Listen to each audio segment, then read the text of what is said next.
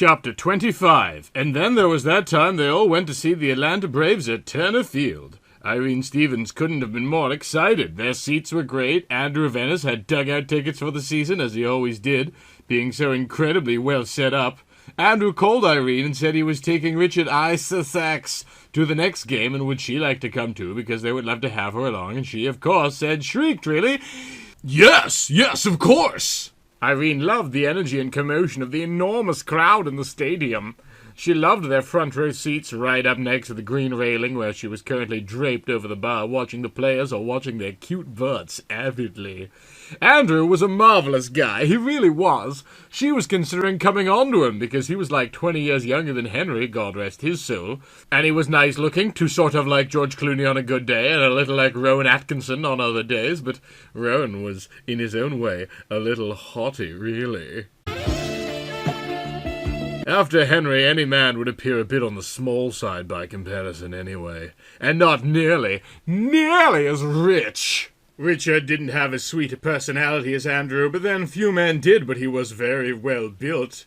He had the shoulders of a water buffalo and the waist of a ferret.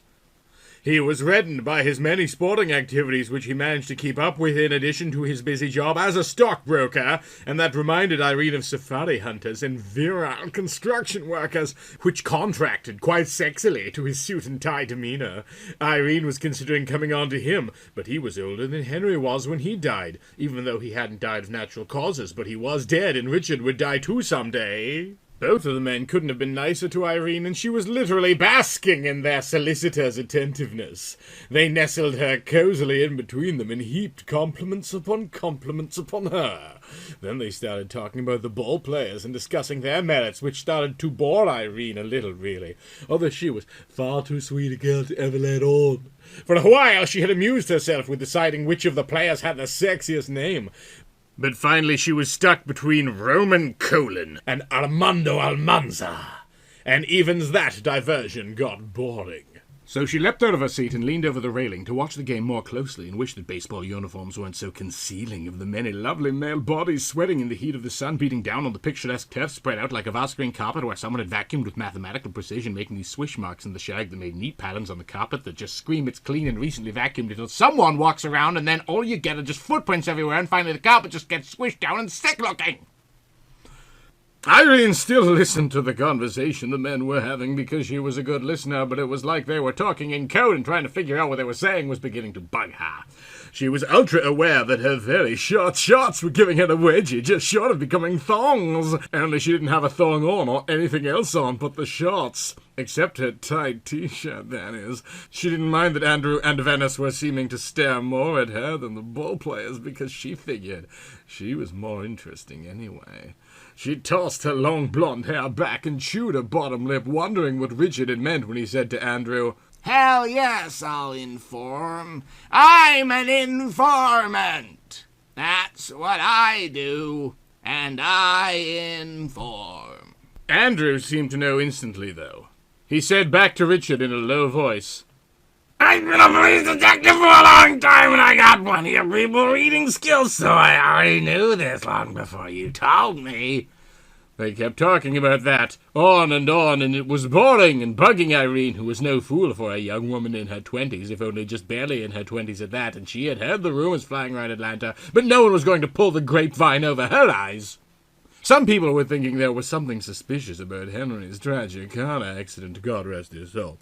And if there was something suspicious about it, then there was someone suspicious behind the something suspicious, and that someone could only be someone like her, or Henry's wife. That arrogant woman. It was hard not to miss Henry and how well he made her feel about herself and all. They had spent so many fun hours together at Henry's private gym, where he showed her his former bodybuilding techniques that produced that massive pecs and washboard abs, and he loved to watch her on the treadmill. Business talk made her head hurt, and Henry, despite being a millionaire industrialist, never talked about his business much. He sometimes talked about his wife, Callie, and Irene didn't mind listening to him talk about Callie, because every other phrase practically was, "Not like you, my sweet Georgia moon pie." And she had to agree with him that Callie was pure, unadulterated evil. Purely and simply evil. And now she had to think about business because she'd lost Henry, and while her apartment was paid up for the year, she knew Henry couldn't renew the lease, and she'd have to come up with a plan for her future. She'd responded to an ad, well, a flyer, really, that had been tucked under her windshield wiper about a month ago, although it was hard to remember how long ago it had been after Henry had vanished unexpectedly. But she was clearly on her way to a fabulous career because of that ad. It had sounded very exciting. Educational opportunity to enter the glamorous world of pampered porn stars. The price was steep, but Irene's bank account had been left in a healthy state because of Henry, and her sometimes wished Henry was still as healthy too. But his legacy might provide her with a future after all. She'd called the number on the pastel pink sheet that very evening and chatted to Jack and Steve for hours about their course, which included the latest in analysis with sophisticated computer software that monitored her daily progress in a scientific manner. New technology permits us to do very exciting things in interactive, erotic software. She signed up and began her lessons right away, which she found extremely enjoyable. Computers were everywhere, and they had all these cameras hooked up to the computers to analyze her performances from every angle to give her constant feedback about what she could improve on during her next lesson. Wave of the future, dude. 100% electronic. It was all very high-tech, and Irene was impressed with the program Jack and Steve had designed and the selflessness they exhibited throwing themselves into her education as they tirelessly taught her just what it takes to be a major adult motion picture star, even if they were geeks who wore glasses and white socks and watches with lots of buttons when they were having sex. They said one of her hottest natural talents was the ability to make beautiful stringers, which were X-rated pylons for spit, really.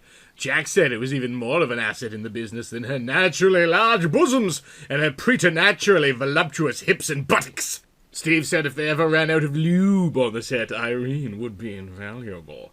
Irene's lessons were taking up a lot of her time, and they were even tossing in free hours of tuition any time she came over to their place. They always sent her home with lots of material to study, from pie charts showing exactly how much time she'd spent doing DPs and reverse cowgirls. Well, I still jerk off manually. And so on to DVDs that she was to watch to gain insights into how the actresses excelled at facials, which wasn't her forte so far, but apparently grinning while getting hit in the eye was essential in the business, and Irene couldn't stand her eyelashes clumping together, so she was still working hard on getting used to that. Andrew said in a growl voice, "We will get to the bottom of this!" And Richard harumphed in a good-natured but skeptical way. Irene suddenly felt famished and told the two that she was going to go to a concession stand for a bite to eat, and then she had to practically beat them off. With a stick, if she'd had a stick, that is, to get them to let her go by herself, which she really wanted to do because she wasn't sure what she wanted when she got there. The bustle and noise of the audience made her feel like a stalking goddess who prowled through a jungle of people like a beautiful, unique bird of prey, swooping through the vast flocks of odd penguins, secretly powerful and utterly desired by each man that walked by her, and she felt her voluptuous chest swell with happiness at how it felt to be in her soft, peachy skin, but firm too like a fresh peach, not something over-ripened in a cut-rate grocery store that's been sitting out getting squeezed by pensioners too many times before ending up being carelessly self-bagged and dropped off a counter in a rusted-out double-wide trailer in a run-down trailer park. She was walking away from Frankly My Dear with her footlong, drenched in mayo and mustard and ketchup and relish, and just wrapped her warm pink lips around the large hot dog when a young man had stared at her with a frozen expression as he slowly reached up and removed his baseball cap and held it reverently over his heart. You, he stammered as she tried to smile sweetly and yet finished taking the bite of a hot dog. You, he continued valiantly. You're voluptia. Irene was slightly puzzled, but quickly concluded that he must have meant voluptuous. So she nodded and said thank you. I go there every day, he said, and Irene said, where's that? And he said, www.xxx.com. And Irene was totally baffled and told him to have a really nice day after she swallowed. It was like the whole world spoke in code sometimes, and Irene did not plan on becoming a cryptographer because it gave her a headache to worry herself over what the world went on and on about.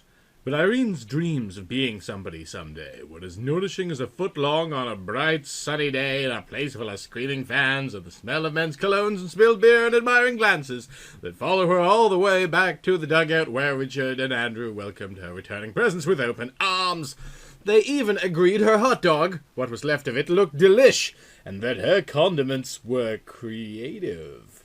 Irene beamed with love for the whole world and hummed, "Take me out to the ball game," beneath her breath, and generally relaxed in the sensual warmth of the day with her head leaned over on Andrew's hard chest, and her toes in Richard's lap getting rubbed while Andrew stroked her honey silken hair around her apricot ears over her sun-flushed cheeks with gently tantalizing fingers.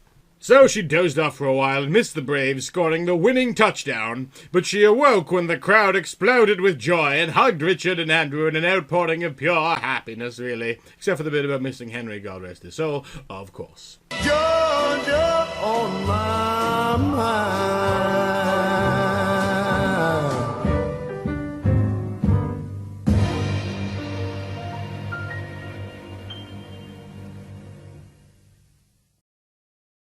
Big thanks to all my Patreon supporters who made this video possible. You truly are the touchdown that won this boxing match, and the Braves will play against the Winnipeg Jets in this month's decathlon.